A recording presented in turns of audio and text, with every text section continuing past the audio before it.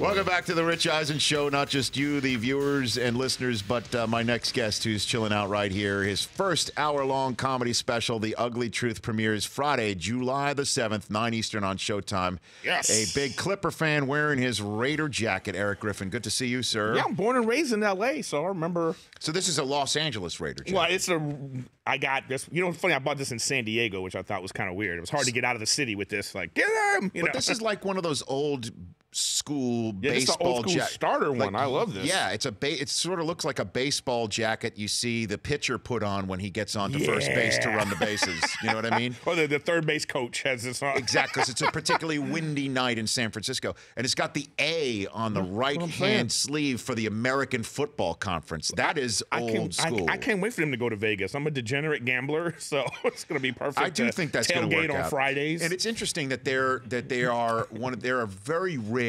situation where a team that has announced its intention to leave. Yeah.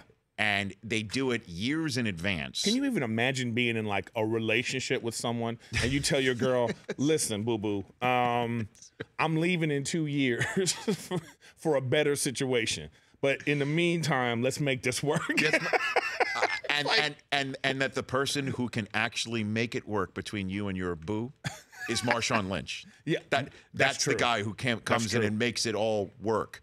Like he is, for the lack of a better phrase, which is a great way to infuse it, he's like a human shield. Yeah. For the franchise with the fans of Oakland to say, if he's coming back. But that would make me so mad.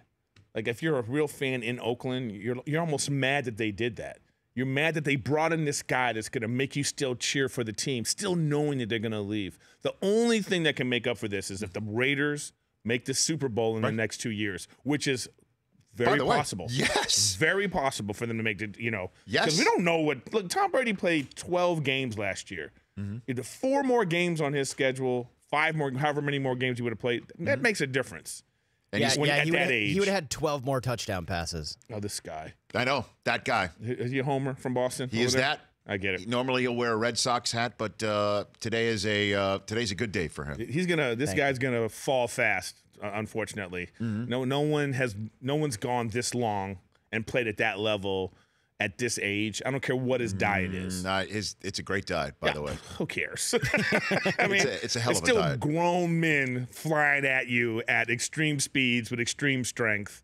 Because listen, he's a field goal kick away. If Atlanta had some sense, we would be talking about how old he looked in the first half of that game. That was at halftime of that game. If you checked out Twitter, the Twitterverse was put in Jimmy G, and this is the end of Tom Brady. It's all over. Brady's first half finished. You heard. Yeah, it was the taps, and then the second half was Crazy Train. Comedian Erik Griffin here on the Rich Eisen Show. Are you keeping your Clipper season tickets? Yes, you know what? I thought about it. I thought I had to question myself. I was like, am I a bandwagoner? But I'm from L.A. How could a Clipper fan ever be accused of being a bandwagoner? Well, because this little run they've had, this little pretend run in the last 5 years. You know what I mean? The Fugazi run? Yeah. With starting with Blake Griffin getting hurt. And then actually Blake Griffin and Chris Paul have been hurt the whole time. It's been a disappointment, really. But I thought, did I just get this because of that? But no, I'm from L.A. I go back to Terry DeHare days. Terry DeHare. Remember good old Terry DeHare? And, Seton Hall's finest Terry DeHare. Lloyd Vaught, Lloyd Vaught. Yeah. So I thought. From Michigan. Lloyd Vaught went to Michigan. So I'm I'm a real Clipper fan. And I love these little lulls we have. But they're like 15-year lulls. When we had Larry Brown. So I'm a big fan. I like it. And I like where the direction is going. Getting Jerry West, having Steve Ballmer. He's going to get a new stadium. But I'm a little iffy with Doc right now. You have to pick one of the three. You can't be president of basketball operations, players coach, and father. You got to pick one, bro. You got to pick one. Because these jobs, you messing up the other jobs with this job. Because even if the Carmelo Anthony, deal was not real, if the preferential treatment is happening and that drove Chris Paul away, that's a problem. If him being a good GM because he's trying to be loyal to players that, he's not a good GM. It's messing with that. Pick one. Be a coach, be a dad, or be the president of basketball operations. Pick one, Doc. I don't know. Look, I'm not going to say the information that is put out there is is wrong. I just find it very hard to believe that Doc Rivers is offered Carmelo Anthony and Sasha Vujacic for two old guys. And Jamal Crawford's a Michigan guy, so it's tough for me to just call him an old guy. He's more than that. It's all about the money, though. Paul Pierce and Austin Rivers. I don't think Doc is saying, I can't make that trade because I'm coaching my son. There's no chance He's already happens. overpaying his son.